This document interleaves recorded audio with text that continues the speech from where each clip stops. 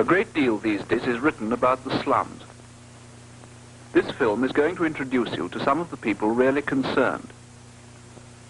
First, Councillor Lauder, chairman of the Stepney Housing Committee, will tell you something of the problem of slum clearance. The problem of the slum faces us because in the early days, rows upon rows of ugly, badly designed houses were hastily put up to provide accommodation for the ever-increasing army of workers which poured in from the country to the town. Here are some pictures of typical slum architecture. This roof is sagging because the rafters have decayed. No amount of new tiles will put it right. When these houses were erected, anyone could build a factory right outside your front door. Many of the houses are so old that they have to be shored up to prevent them falling down altogether. Sometimes the mortar falls away from the brick and the walls bulge out. Here are examples of sheer neglect. These walls probably haven't been attended to since before the war, and the woodwork has gone unpainted for generations. Many houses have not got water laid on. People have to manage as well as they can with a tap in the yard, and sometimes at the end of the street. Few houses have provision for the drying of washing, and the clean clothes have to be hung up in the narrowest of backyards. When it's wet, the clothes have to be dried in the passage. Here's a typical interior of a decayed house. And here the lath and plaster have given away altogether. This lavatory and sink has to do for 4 families.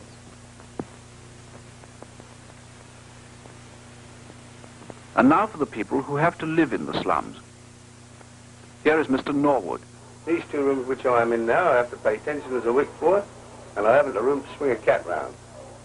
I've also got 5 other neighbours alongside of me with the same predicament as I'm in myself. And I'm not only overrun with bugs, I've got mice and rats. With the washing, my missus has to send out every little bit of washing there is. Every drop of water we have to go out in the yard for to fetch it. If we want to wash the baby, we have to use the dish and use it in the same room as where I am. And as for cooking, well, we have to use the gas stove alongside the bed where we sleep. And we can drink in the other room where the children also lay. Coming into these rooms, I've had no luck since I've been in. First I lost one youngster in one, and I lost another youngster in another one 7 weeks after. This is what Mrs. Hill has to say.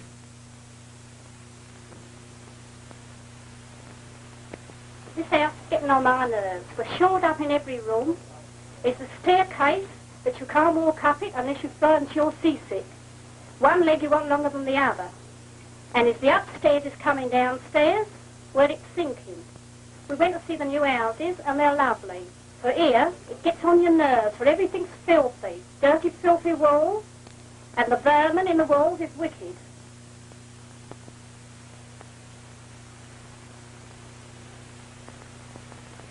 So I'll tell you, we're fed up.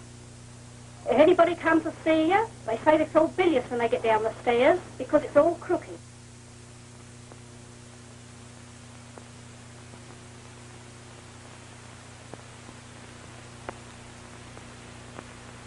These are the stairs I told you about. You want one leg bigger than the other to come up. And when you scrub them, the water pours down the sides instead of coming on the floor, on the stairs. And what with the hole in the wall, I can't tell you how we have to manage. There is that we just cleared up the daytime to keep the dirt out of our mouths, and that's all. You go up the stairs, you don't know whether you're coming down again or not. Same with the passage, that's all the same on the crook.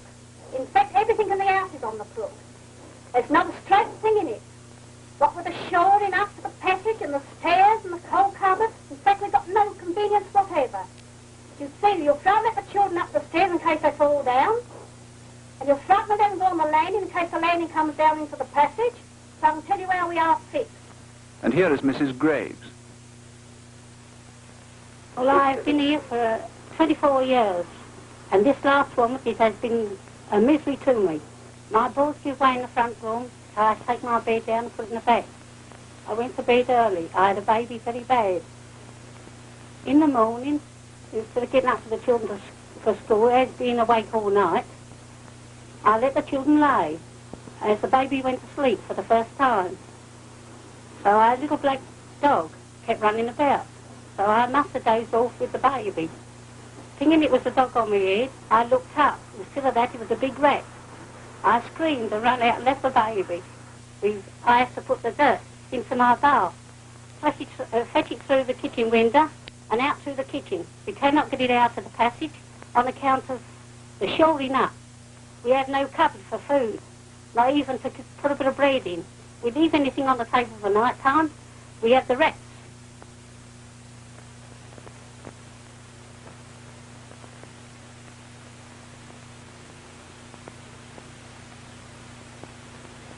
And here is Mr. Burner.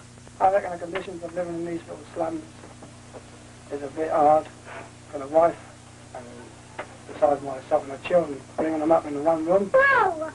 Oh, whoa! Of course, a lot of people don't understand what it is living in one room. The cooking conditions is very hard, especially on the wife.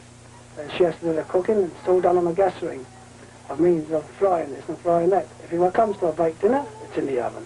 And then you light a fire outside. It's too warm in the room. Of course, we can only buy enough food for the one day, as there's no conditions or anywhere to keep the food overnight. As you wouldn't do the food in, you've got to keep it. Being there's all the breath of the 5 of us in the one room, you turn it bad. The washing conditions, we have a little bit. That is in the backyard. It's not too great, but we get over that. Of course, I don't suppose people realise what it really is to be tied up in the one room and cannot get anything any better.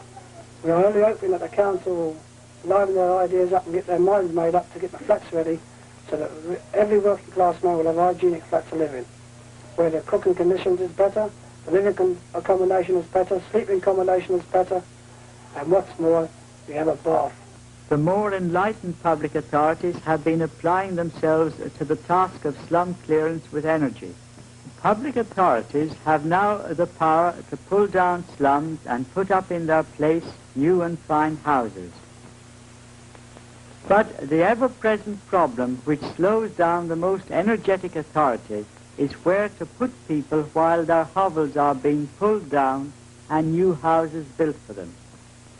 A great deal of thought from architects, engineers, and other experts has gone into the design of buildings for rehousing. Here is a model of a block of flats prepared by the British Steelwork Association and based on recommendations by the Council for the Research on Housing Construction. The building has a steel frame which takes the whole weight. The walls do not have to support the weight of the building or the roof. They are made of light standard units which are fitted into position after the framework has been put up. All the parts of the building are standard. They can be brought complete from the factory and put into position at once. Here's another steel frame building designed for the Quarry Hill estate at Leeds. The walls, floors and staircase treads are made of pre-cast concrete slabs reinforced by steel. The walls and floors are made with an air space to keep out noise. Each flat has a back-to-back range for coal or coke, a gas griller and a gas plug by every fireplace.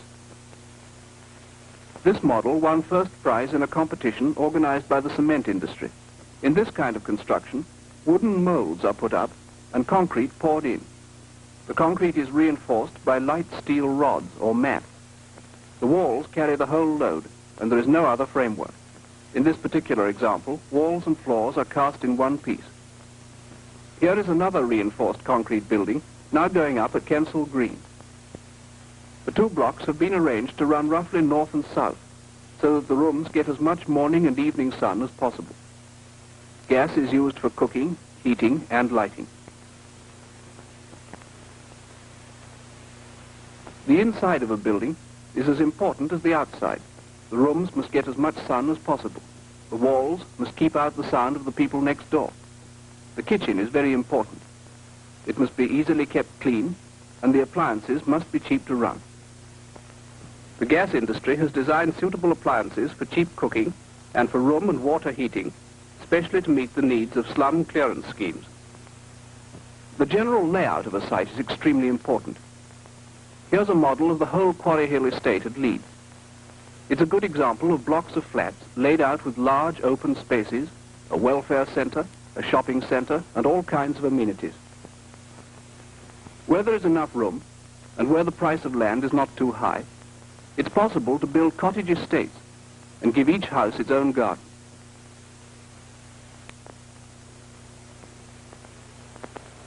When a public authority embarks on slum clearance work, it must take people just as they are. It is, however, our experience that if you provide people from the slums with decent homes, they quickly respond to the improved conditions and keep their homes clean and tidy. In Stepney, we are finding that the amount of interest which the people are taking in their new flats is advancing day by day.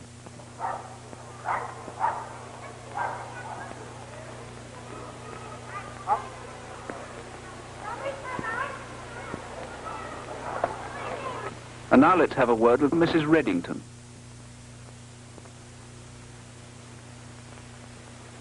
Well, I'm very pleased to know that I've got a nice little flat in the Ring House now, away from Market Buildings, where there were 7 of us in 2 rooms. I had to do all my home cooking in the room that we slept and lived, all of us, 7 of us. Now I've got a nice little place of my own. 3 bedrooms, a lovely scullery, a living room and a bathroom. The bathroom, the best of all, what we wanted, away from Market Buildings. I could not do no washing there. I had to send it all out. I couldn't open the windows to let any air in. Well, I can open all the windows now, let all the nice fresh air in the morning for the children, as my children ever so much healthier and better.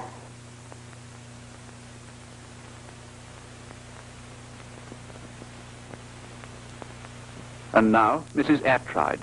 Well, I like the place very much. I've got 2 nice rooms, scullery and bathroom, a nice cupboard and a wardrobe, and a nice cooker, and a portable copper.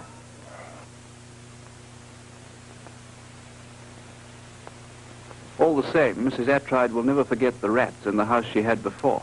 One night I was at bed and I said, Mike, I said, the old gentleman's up here again, I said. So he said, oh, nonsense. He said, you're crackers. So I said, no, I ain't, I can hear him. I said, quick, I said, he's on the bed. So he said, right, he come up. So when he come up, he said, so he is. And you see him on the bed stood like that, see, looking at him. He throwed the clothes over the top, because he got away again. When he got away, he got on the floor. And he got behind my bed, stood like that, my feet, and he put his 2 feet round the bed, stood like that. So if he's gone, he said, I don't think so. I said, he is. So then he said, no, he's under the bed. When he jogged down like that to find him, of course he jumped up, he jogged him with the broom, and he got away from there, he went over on the sideboard, jogged him again with the broom, broke the broom, and then he knocked him down on the ground. Of course, the screams were terrible. So he had to jump on him, and then he picked him up and killed him. There's 2 caretakers of this estate.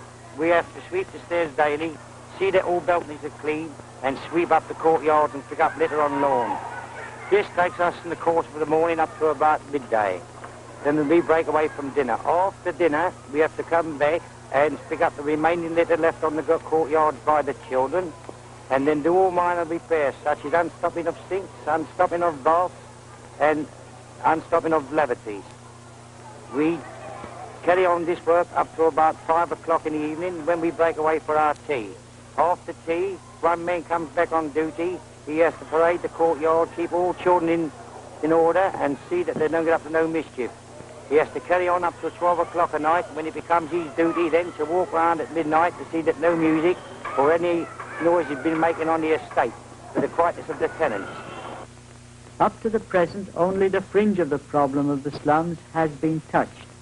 However, there is reason to hope that within the next 10 years, considerable strides will be made towards removing the worst slums. There was half of the school sleeping outside. 2 or 3 nights a week, couldn't get no sleep. 5 of us got to sleep in one room upstairs, saturated with bugs. Also got girl away through the condition of the place with pneumonia, and also had a boy one. Hundreds of them, every direction, and not small ones, but large ones, just like beetles. You couldn't discern whether they were beetles or what, but they were bugs. The rain pours in there, settles in that bit of wood there. Then after it settles there, it don't come through at the time when the rain comes, but it comes down a couple of days after, and it's not a bit terrible. Paying 11.3 a week for 2 rooms. And what's worse, is when they go to school next day, if there is any burning on them. It's no fault of ours, but still they don't always look at that, do they?